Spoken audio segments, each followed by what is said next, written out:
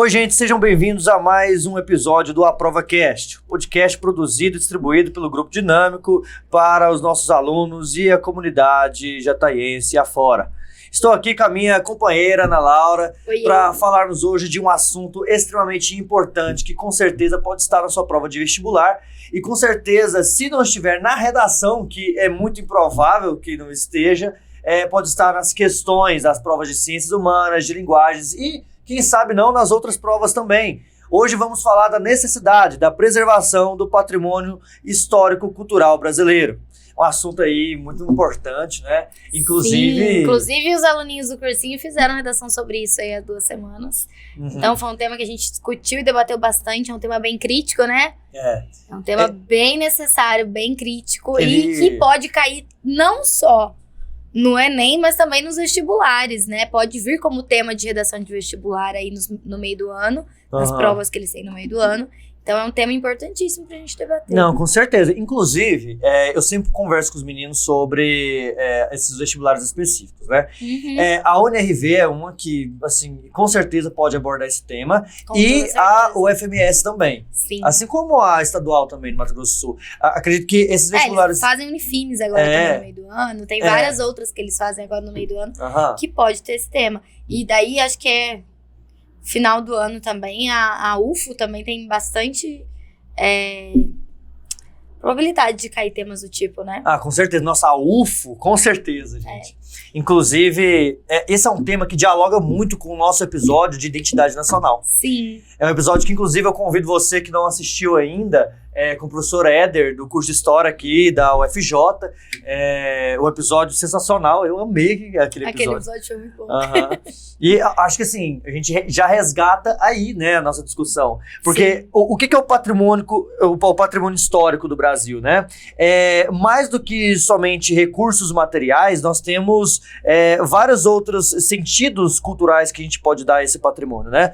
Claro, o principal é o material, porque a gente tem a fonte ali antropológica, a gente tem ali uma fonte de períodos que marcam um contexto, uma formação de identidade que a gente tem até hoje, né?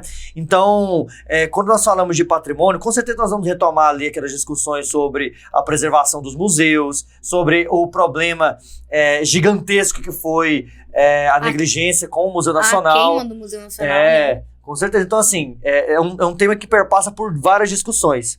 Mas a primeira coisa que a gente precisa pensar é por que preservar um patrimônio histórico, né? Qual é a necessidade disso? Gente, acho que é uma obviedade, talvez, para muitos, né?